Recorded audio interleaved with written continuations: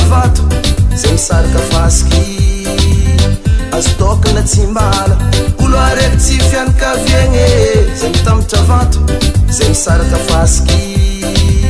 adiady tsy miala ampiavagna fa marainy signy mahaiza fankazo bona ropinamagna mifangala tagnana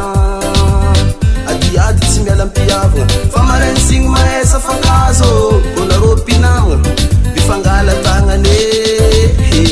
fankatiapatsika beka ho sambatra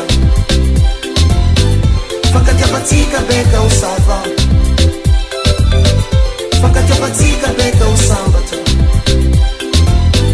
fankatiapatsika beka ho sava zegny zavakoabe fahaizana miagna amin'ny fiarahamonina zegny malava viloma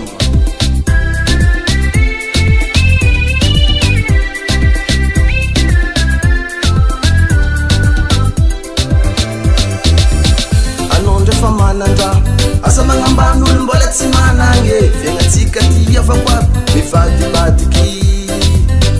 anao ndray fa manandrano asa magnamban'olo mbola tsy managny fiaignatsika ty avakoa mivadibadiky asa miamby fa misy maty zay voatsapagna ampiavagny dia mbola velogno atsika mifankatiava asa miamby fa misy maty zay voatsapagna ampiavagny dia mbola velogno atsika mifankatiave fankatiapatsika beka ho sambatra fankatiapatsika beka ho sava fankatiapatsika beka ho sambatra fankatiapatsika beka ho sava ombolagna atsika gasy tsisy olo managna raha mahampy fa sambatra ankitiny zegny mifagnampy ombolagna atsika gasy tsisy olo managna raha mahampy fa sambatra ankity zegny mifagnampy fankatiapatsika beka ho sambatra namako fankatiapatsika beka ho sava avako fankatiapatsika beka ho sambatra fankatiapatsika beka ho sava zegny fomba didadilaye fankatiapatsika beka ho sambatra sitrany kalakalamboly fankatiapatsika beka ho sambatra karatsika very fiavagny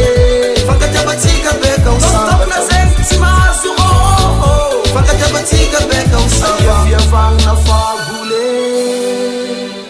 zegny zavakoabe atsika gasy mba managna fahendrena miagna ampirahalaigna atsika jiaby mba mariky fiavagna bona beng